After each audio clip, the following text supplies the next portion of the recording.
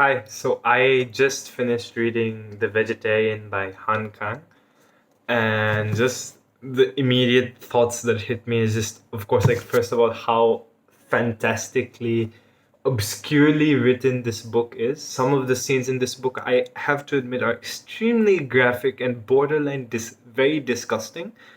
But I think that Kang manages to, like, not just get the sort of seemingly grotesque nature of those scenes out, but really manages to, like, kind of interweave some deeper philosophical insights in this book. And just some of the themes that she really kind of elaborates on is the whole idea of societal norm, what people expect from others in society. Another thing that she really attacks in this book is that we don't the notion of actually knowing another person. She goes very heavily into marriage and, like, these social constructs where people are assumed, like, husband and wife are supposed to be this kind of intertwined, very connected relationship. But she writes in this book that people don't actually know another person as well as they think. And this entire book is basically an evolution of that mentality through the different characters. So it initially stems from one person, and I'm trying to give this without spoiling the book too much, but it stems from this one woman and how she basically becomes vegetarian. She's the vegetarian, the title of the book, and how that has drastically impacted her relationship with her husband, who later, like, kind of leaves her, and her family members, and how the different reactions from the family members impact her life. It's very beautiful in the sense that the book is split into three different parts. The first part is in the first person narrative from her husband.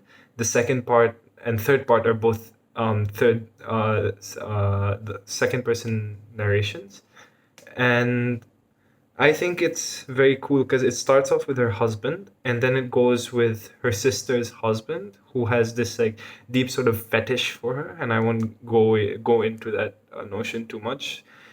And then it ends off with her sister, who in the entire novel is the closest to her.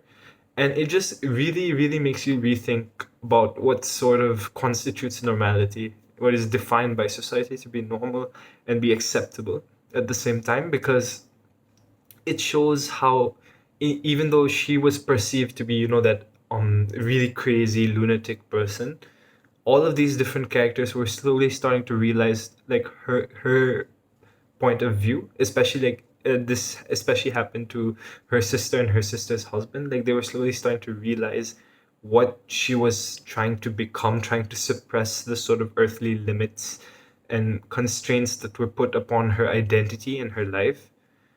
And it's really beautiful because you see how that realization um affects her kind of family. And at the end of the book, you're left, like, especially with her sister, who constantly reflects upon this idea and sees it in her own life, seeing that she was in fact the one that was just enslaved by society.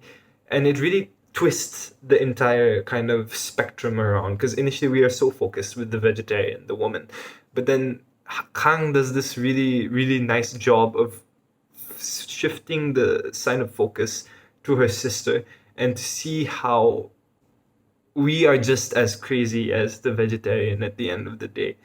More importantly, I think that this book really grapples with the fact that you can never assume to fully know what goes on in another person's life or head. And this book just perfectly encapsulates that experience. People who have been living with each other for decades end up splitting apart in a matter of seconds. A husband commits suicide, attempts suicide, etc. And it just shows you that perhaps instead of wallowing away in our so called illusion of a good life by faking our emotions to one another, perhaps we should just stay true to ourselves from the beginning and avoid such a catastrophic cascade of events down the road. And I think that's what Kang is arguing at the end of the day, is that there are so many pressures to do things in society right now that we should just, at the end of the day, the thing that will only make us sane and happy is if we stay true to ourselves, to actually live for ourselves. And the vegetarian the character in the novel, the character herself is an epitome of that. How you should live how the way that you want, free from whatever else people want you to do. And yeah, this book is very short. I read it in a couple of days, and it gets you really thinking about society and its constraints on the individual and how you think you know another person but really don't. I think it's a brilliant book to read, and it's definitely one of my favorites for magical, mystical realism or magical realism, whatever it's called. And kudos to Han Kang for writing such a masterpiece.